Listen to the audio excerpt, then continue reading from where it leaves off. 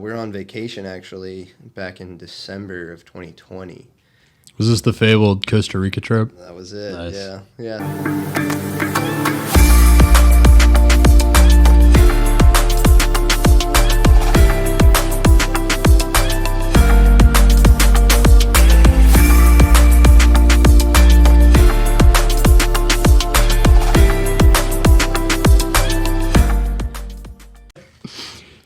All right, welcome to Profession Session with Brody Vincent. Got my guest Stephen Gregory here.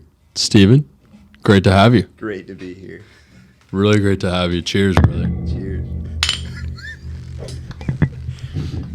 So we're not sponsored, but we've got a couple Coronas here. We're kicking back, having a good time.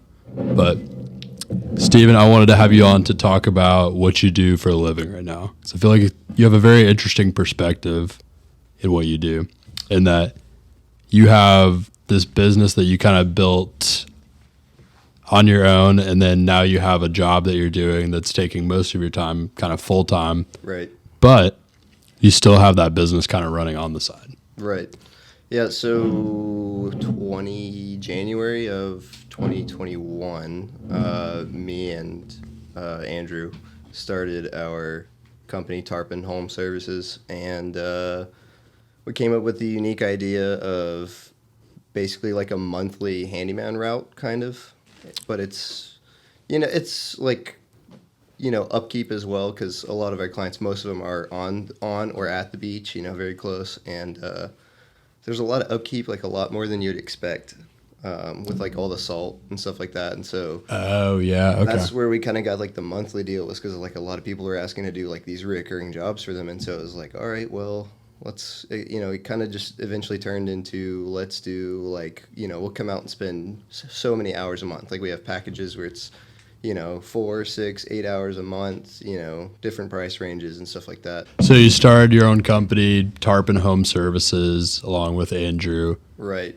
Started as a monthly handyman route. Right. That was, a little over a year ago. Yeah. And so we went from doing all of the work ourselves basically to where we're at now, which is basically we've got a buddy of mine that I ran cross country with in college. We've got him. We hired him on maybe 6 months ago. 6 months ago, yeah. We hired him on, and I kind of showed him the ropes. He's still, a little iffy, but he's handling it for the most part.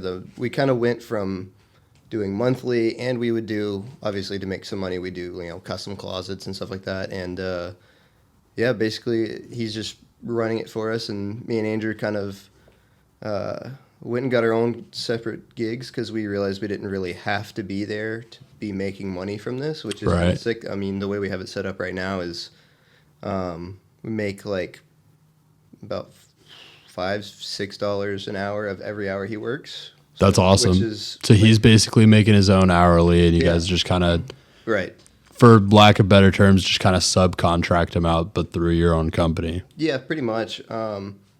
Excuse me. He's just he's just an employee for the company, and being in management positions where we're at, it's kind of like passive. It's passive, like kind of passive. Just kind of a passive we're thing. Kind of passive with it. I mean, he'll call me once or twice a week with questions. Hey, that's not bad. How do you want to price this? How do you want to do this? And for the most part, I handle a lot of the estimates. We're working on getting him to the point where he can understand like the whole pricing, time and materials, and then especially for like special projects, which is a lot of what he's doing right now.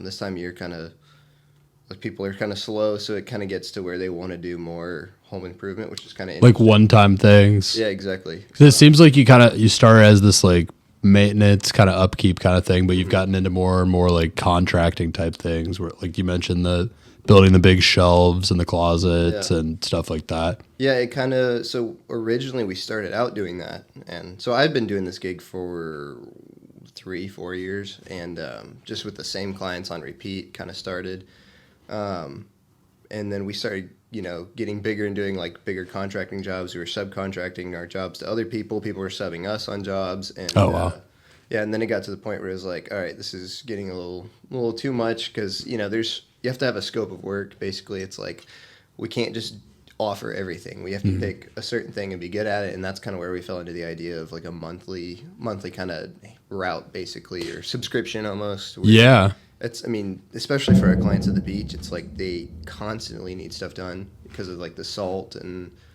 I mean, It's a good model. You have a better idea of what you're going to make every month too. Yeah, exactly. I mean, it's standard, for 6 hours a month. It's like, we charge, I think, like $320 or something like that a month for that. And if they want anything over their agreed 6 hours, then it's additional services, which we charge like 50 something an hour. I think it's 56 or 57 an hour for. And that's kind of a standard rate, like for whatever project you're doing. Yeah, no, for that kind of work, yes.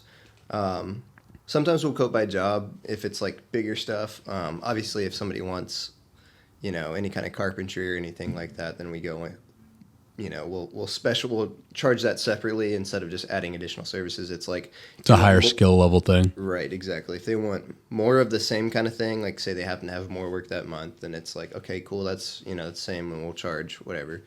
And if it's like a bigger like skilled job, well, then you have to charge for like you have to charge for the skills and stuff like that. So. And it would probably have to be you or Andrew doing it versus the guy that you've brought on to help you out with stuff. And we're working on that. Joe, he's pretty handy. We're getting him into like the carpentry and stuff like that, and he's had like some painting experience. So nice. So you got him in early and just kind of are building his talent from there. Exactly. He's kind of in the position that I was in when I first started doing this, which is like, he would go do odd jobs for people for cash, which when I was a senior in high school, that's what I did.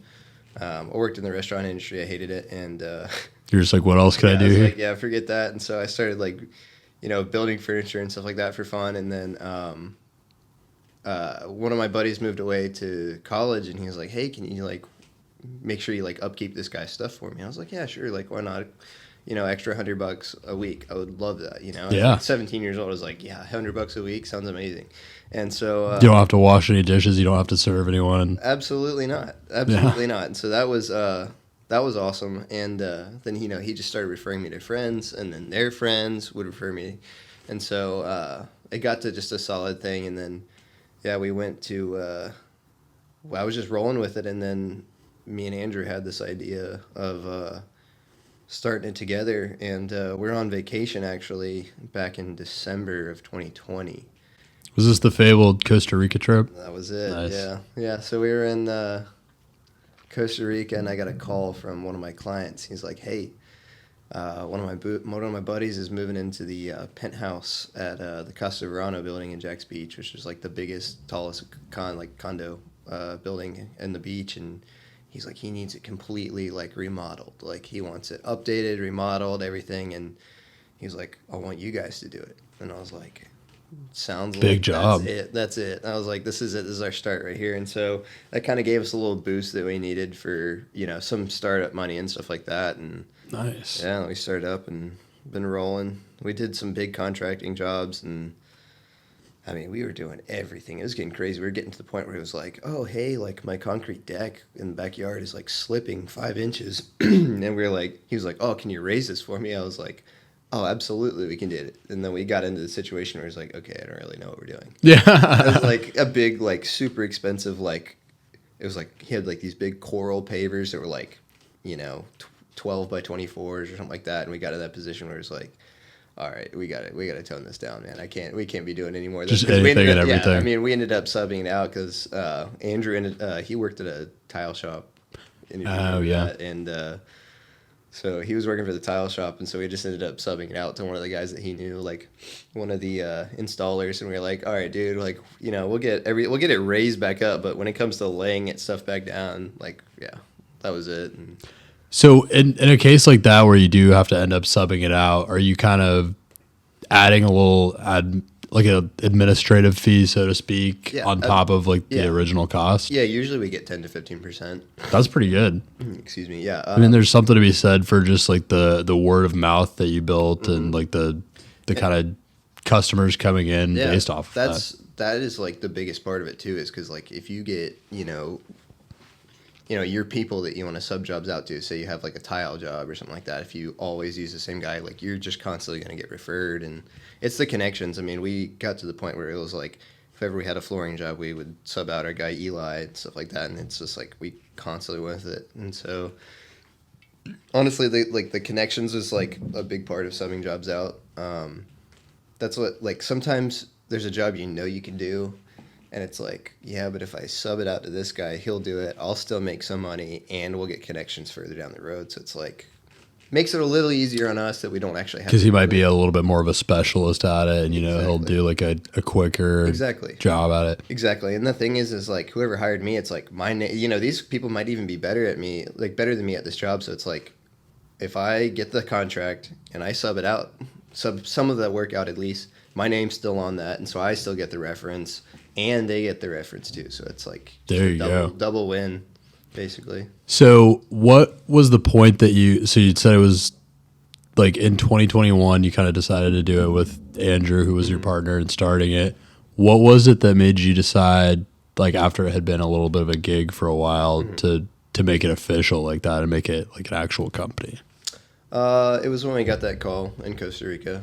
You're just like, we can get the big jobs. Yeah, it was like, all right, this is like, we've been thinking about it since, I think it was, I've been wanting it to go serious for over a year at that point, but Andrew started working with me full time in like August of 2020, and we were kind of just waiting for the right moment, getting a good client base and stuff like that, and then we got that call and we got the penthouse job, and we were working that for a month straight, and it was like, all right, this is our constant. Oh, that's a huge job. Exactly, dude. I mean, it was like a 6,000 square foot penthouse. Wow. It was huge. Damn. Yeah, and so yeah. Like, you get to see some cool stuff doing projects like that. Oh, it was crazy stuff. This guy was a little like on the cheap side, not with paying people, but like, he didn't want to do stuff the right way necessarily. Gotcha. It's like, wanted to cut some corners. Yeah, exactly. If you can save me money here, I was like, I mean, if you want to do it that way, we can do it that way. It's not how I do it, but sure, if it makes you happy.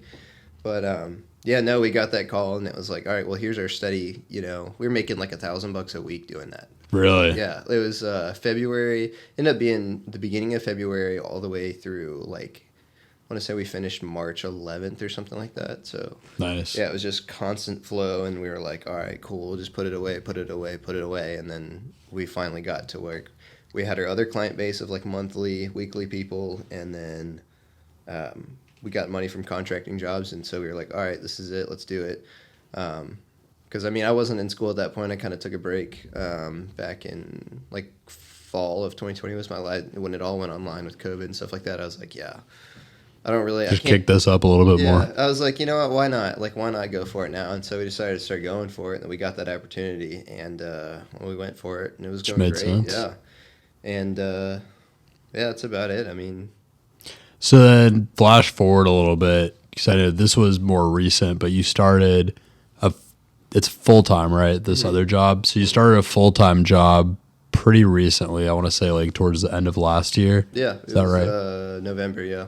So talk a little bit more about that job. What was kind of the process of hearing about that, starting that, and what does that job look like? So back in like September of last year, September or August of last year, a friend of my parents basically asked me if I was looking for a job, and I said, no, I kind of got my own thing going, and he told me about this job now, which is contracting for the Navy, and basically working on the littoral combat ships out at Mayport, and there's some traveling to it, and so I kind of blew him off for a couple months, and then like November, October, I kind of got tired of doing all of the work, because I was showing up and physically doing the work, and I was handling all of the administrative side, and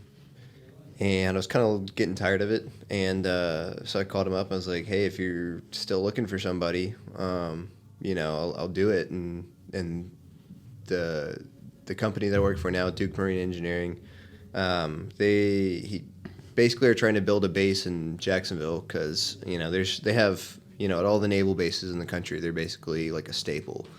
And Mayport is one of the ones that just recently started getting a lot of work, like the availabilities for work, because the ships may be in there, but don't necessarily have like availabilities for work and stuff like that. And yeah, so Steve offered me the job. He's like, basically we're looking for just competent people that are, used to working with contractors and stuff like that. And so, yeah, I took the job and had like a week of training with like shipyard training and shipyard safety and all that kind of stuff, even though we don't work in the shipyards typically. But yeah, basically right now I manage a team of engineers and I'm a foreman. And I mean, I still do like the administrative side and stuff like that. But yeah, no, I mean. So a lot of like being on the job site, just kind of making sure that everyone's doing what they're supposed to be doing. There's like it's a complicated process with like all the hoops you have to jump through with the Navy. I mean, once you get on board, you have to go talk to this guy, you have to go talk to this guy, you have to talk to your contractor, you have to make sure everything's in place before you do it. And basically the guys that work under me are there to do the work physically, and I'm the one that jumps through the hoops pretty much. So I have to talk to the work authorization coordinator, prime contractor, make sure ship's force can support us and stuff like that. A lot of moving pieces. A lot of pretty pointless hoops that you got to jump through, if I'm being completely honest. But I mean, I love it. There's a lot of that in every industry, though. I mean, it's just over the top with the Navy. Anything military, I feel like would be. There's like all of our tools that we use, just like I'm talking regular like tools, like measuring or like power tools have to be like calibrated. Like you have to send them in to be calibrated. Wow. To a third party? Yeah, you have to send them in once a year to get calibrated. So like our torque wrenches and stuff like that are like literally like digital calipers and stuff like that. We have to send them in to get calibrated so we know that they're like 100% correct. Like that's how serious the Navy is about their stuff. Now, do they send everything in at once during the year, or is it we'll send it through because I mean we have multiple of whatever we need. There's like, I mean, when I get to work, there's like in the shop itself, there's just like, I mean, basically locked cabinets full of all of this insanely expensive like. Whether they're like, different kinds of meters and stuff like that. But yeah, no, so they all have to get calibrated for, depends on whether we could be calibrating a switchboard and stuff like that, which is cool. I mean, I like doing a lot of the electrical work a lot more than the mechanical work, but but that's Jacksonville. I mean, the traveling side of it is awesome. I just got back from San Diego, and that's a whole lot different. How so? So much more laid back. That's cool. So in Jacksonville at Mayport, we do what's called CMAV, Corrective Maintenance Availabilities, which is basically something's broken, and we have to fix it. We have to figure out why it broke. It's a long process. Jobs can take us a week or two. Longest I've had was we worked on a crane in like a overhead crane inside the hangar bay of the ship. Took us like a month and a half to work on, and that kind of work is, I mean, it's physically intense. Like it's just a pain, and it's a pain. And out in San Diego, they do what's called PMAV, Preventative Maintenance Availabilities, and preventative maintenance is the same thing as changing oil in your car, basically just making sure nothing goes wrong. Like a lot of it is like, opening up cabinets to like switchboards and all sorts of stuff, making sure nothing's fried, there's no burn marks, there's nothing's loose, no loose connections, and in general, I feel like you would just be with the corrective maintenance rather. You're probably just kind of also like always in crisis mode. Absolutely. Like it's always crisis mode, like timeline. It's always critical. Always critical. I mean, we had a job where a ship didn't get delayed because we weren't done. Deployed. A ship didn't get deployed because we weren't done. Wow. So it's like stuff like that. And that, but it's also because it wasn't exactly what they told us was wrong with it. We fixed what they told us what was wrong with it. Like this is a crane that I was talking about that took a month and a half. Is like, all right, they told us that this is the issue with the crane, like the limit switches were off or something. So we changed out the limit switches on it, which basically tells you, the limit switches tell you where you're at on the track, basically. Once you hit one, you've reached the end of the track. Gotcha. And so they're like, oh, limit. That sounds important. You don't want a crane just going off the boat. It literally, if there's no limit switches, it'll just fall right off the track. Yeah. So, so we fixed all those, and basically it was like, all right, well, that's not your issue because we're still getting, it doesn't know where the crane doesn't know where it's at, basically, so you can't control it. And then we ended up fixing it completely, and then the issue was like just the amount of weight of the crane was actually like bending, and so the teeth of like basically like the gears that it rides on, I mean, it was so heavy it was bent to where the gears weren't touching at all. So it's like they don't even realize that kind of thing. But yeah, that I mean that ship missed its deployment because I mean it wasn't our fault, but stuff like that. But yeah, no, like out in San Diego, it's so laid back. I mean, a lot of it is just like inspections and changing like zincs and different systems. Like they use seawater to cool all of their systems, like engine coolant and stuff like that. It's all seawater because that's what they have available to them, obviously. The salt in that doesn't cause any problems? It does. That's why we put these zinc anodes in them, like long zinc, just zinc rods, basically pure zinc, and then the corrosion basically adheres to the zinc. It attacks the zinc rather than anything else. And so, every some are every 3 months, some are every half a year, every year, and then some of them are like every month. You have to change the zincs on different. It depends on how much they get used, but yeah, it's like a lot more laid back. Because when I was in San Diego, we'd have 60 or 70 jobs, like contracts, in a day, and I mean it sounds overwhelming, but you get there and it's like, we'll go change the zincs on this, AC unit, and that's like one thing. Takes 5. Yeah, this one job takes 5 minutes. Take two zincs out of the end bells and then put them back. It's like. So you just get like a list of things and you're just kind of running through it. Basically, yeah, we get what's called MRCs, mechanic. Oh no, what are they called?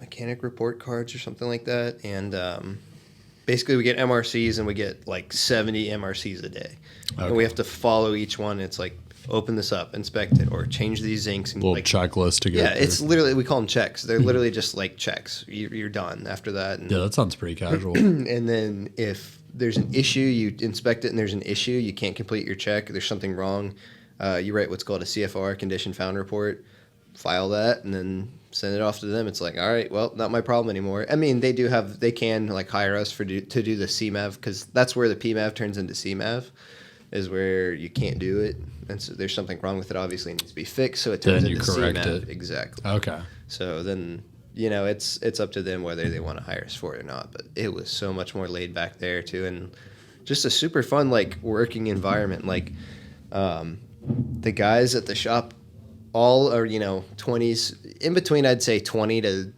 the youngest guy was 19, and the oldest guy was like 35. Okay. So there's like 12 of them. Super cool. It's a lot bigger than we have here, but so much more chill. I mean, we do like stuff off the books for our prime contractor where we're like, hey, we'll hydro your hoses, which is basically pressure testing their like big hoses. We'll do that after work, like whatever. We'll take them home with us, take them back to the shop with us for a 30 rack. Nice. So every day that I was there, we were like hydroing hoses. It took like 30 minutes after work, but still our prime would like, the guy in charge or whatever, the WAF coordinator would be like, all right, like follow me out of the car. I'm like, all right, we'll pick up his hoses, pick up a 30 rack, go back to the shop. All of us are just crushing beers and bartering. Yeah, we're just at its like, finest. I mean, it's hands-on for sure, but it takes everybody involved. But I mean, it's not bad when exactly hands-on beer. Yeah, well, no, we were all just kind of chilling, shooting the shit, drinking beer. It's not hard work. Yeah. But it definitely helps when you have like a bunch of people and everybody was down for it. So we just basically all just sat around drinking beer at the end of the day, every day at the shop. And we worked one night until like we had to do clean some filter bags for the gas turbines and basically like the exhaust filter bags, and took like 45 minutes with all 12 of us, and apparently normally it takes like 3 hours, but we were all just like in such a great mood, like we were just chilling. We ended up working till like 8:30 or something like that one night, but I mean it was fine. Nothing serious, but it's just so much more laid back. Like I love it out there. I would love to work out there again. So what determined you going to work out there versus having started here? Is it kind of just like whatever contract the company has at any given moment? Yeah, so it's like deployed for that. It's like the availabilities for the ships. So we had we were supposed to have some ships in Jacksonville the past month, and then technically not supposed to say this, but some things going on We can cut it. elsewhere. Yes. Ships having to be deployed frantically, unplanned. Gotcha. I think people can kind of just use their imagination to fill in what that might be. I don't think it's a big deal. But no, some ships, we were supposed to have availabilities, and they're like, oh, we need you to get deployed. And so, like, deployment unexpectedly. And so, we didn't have any availabilities in Jacksonville. So it was like, all right, either take the week off of work or go to San Diego. And I was like, I'll go to San Diego. San Diego sounds nice. Yeah. We're supposed to the same thing's supposed to happen 3 weeks from now. And San Diego again or somewhere else? it's either going to be San Diego or it's going to be Guam. Whoa. Yeah. Guam sounds fun. Yeah. I've heard a lot of good things. I'm very excited. But that's the thing is, like, we work in mainly the type of work that we do, like, for the most part is, PMAV or CMAV, which is in San Diego, Mayport, Guam, and Singapore. And then we do, like, some of the building in the actual shipyards, like when the Navy ships are getting built. We do that in, like, Marinette. And then we're actually our company is building the new cutters for the Coast Guard in Panama City. So we might have some work there soon, too. So it could be one of a lot of different places. Yeah. Really. You'll probably get to do, like, a lot of good travel coming up. Oh, exactly. I'm stoked for it, too. I mean, San Diego is awesome. If all of, like, the experiences are going to be that good, I'm stoked for it. I mean, it was such a good environment to work in. Compared to here, I mean, here there's, about half the size of San Diego, which is fine because they're just starting out. And it's intense with all the CMAV. Oh, yeah. Oh, it's way more intense. But the managers here, my bosses here are, they're all, like, kind of crotchety old guys, which... Hard asses. Yeah. Well, I mean, like, they're cool outside of work, love them. But, I mean, when we get in there, it's like, go, go, go, Yeah. go. And it can get a little tiring. I mean, back before I went to San Diego, we were working 55, 60 hours a week. Wow. Yeah. So that got pretty intense. But, yeah, no, San Diego was like, I was still working, we'd work like 12-hour days. We had like a couple 14-hour days, but it's like, it's just so much more laid back. It didn't even feel like I was working. I was just hanging out with the guys most of the time. Because, I mean, a lot of time, That's what you want. Oh, exactly. And a lot of time, like, you don't realize it, but, like, a lot of my job is, like, waiting on the Navy. Because it's like, we have to make sure that, like, ship's force can, like, support us. And so a lot of it's just, like, sitting around and waiting. And we ended up having to do, like, a lot of that in San Diego. I did a decent amount of that. But, it's like, hey, we have to have like, a Chang here, like a chief engineer, to, like, watch us do this. And it's like, all right, this guy won't be available for 3 more hours. Yeah. So it's like, we'll go do other stuff, but it's like, there's only so much we can do before we have to get him there to, like, watch us do all, like, administer all of the other stuff that we're doing. But so what have been some of the biggest challenges of going from being there to manage tarpon home services all the time to kind of having to run it from the background a little bit?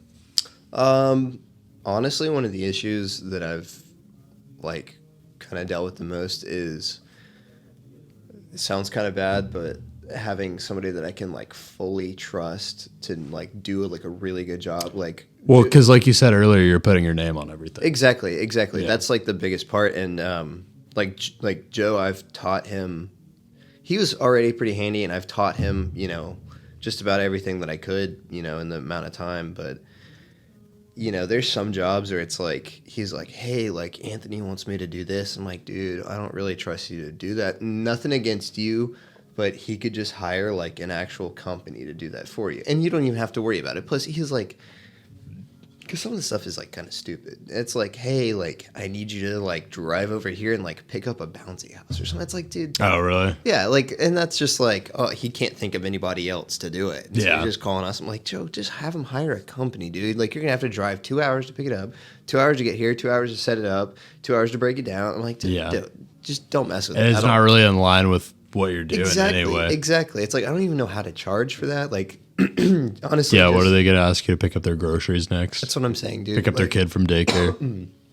I was like, so the issue is like people kind of being in the position where it's like, oh, hey, can you do this, like, real quick? And then, if he knows for sure he can do it, he'll do it. But there's some things where he'll call me and be like, hey, do you think I should do this? I'm like, You got to make a judgment call. Yeah, it's like, honestly, they can hire somebody else to do that, or we can sub it out to somebody else, but that's just extra hoops for everybody to jump through. So most of the time, it's like, all right, honestly, just tell them to find somebody else. Which it's fine. Like, like the amount that we're losing versus like the actual like pain like of dealing with it, and the labor costs and materials and all that stuff. It's the potential for something to just go wrong, and you're not there to address it. Exactly. You don't want that, dude. That is by far the biggest thing, is like liability. Like, by far always been the biggest issue. Like, we'll have jobs where it's like, oh, like I need you to climb up on this 12-foot A-frame ladder and like paint this, and like, I don't know about that. Like, there's like a lot. Like, I trust myself to do that kind of stuff. Or like, hey, I need you to climb up in my living room and change this, ceiling fan and light out for me. And if you're doing it, it's only your own liability that you're worrying about. Versus Like and like me, like I've done plenty of that stuff. But like Andrew and like Joe, like, we had like this woman wanted to change a light in her ceiling, and she had like 20-foot ceilings or something. Like that. Wow! Like crazy ceilings in her living room. And I was like, I'd have to have like a pretty crazy. First of all, I'd have to like rent an A-frame ladder, and then it's like, like the liability of like, what if we drop this? We'll have to pay to replace it. What if one of us falls? And it's like, honestly, I'd rather just not deal with it. And same with that penthouse that we did. He had like crystal chandeliers he wanted us to put in, and we did 2 of them. Mm-hmm. Or no, we did 3 of them. But these things were like Swarovski crystals. Like, there was some, like the one that we were. Something goes wrong there. That's a lot. Dude, it was like of money. The one that we did in like his like dining room was like a $12,000 chandelier. Wow. Yeah, with all. It was 298 crystals. So we had to like, you have to like, they come like with a little wire. You have to put them on the little bracket and bend the wire. Every single one of them. Wow. Because that's how they ship it. And luckily they sent like 3 extra crystals, because Andrew dropped 3 of them. Oh my god. He dropped 3 of them, and I was like, dude, I don't want to. This is the last one of these we're doing. Yeah. And so like even he called me like 2 or 3 months ago. This guy with the penthouse. He's like, hey, I really like the chandelier, but I want to move it. Can you move it for me? And I just was like, dude, I'm not accepting that liability. Like, we did that last time. It was honestly super stressful. Like, we put like blankets and everything down around us. Like, dude, I'm not like, if I can't get out there to do it myself, like, I don't really know if I want like Joe to get out there and do it. Right. Which, nothing against Joe. I love Joe. He's a great kid. He's super good at what he does, but it's like, that's just a lot. Because we looked up these crystals, and they're like $300 a piece for like some of these crystals, because they're all different. And it's like, 2 of the ones Andrew dropped were like $90-something, and one of them was like $200 and something. It's like, just for replacements. We were hitting on something that I have personally observed is a very common challenge for all business owners, which is like the process of delegating more and more. Unfortunately, there were some technical difficulties, and the end of our interview here got corrupted. The file got corrupted.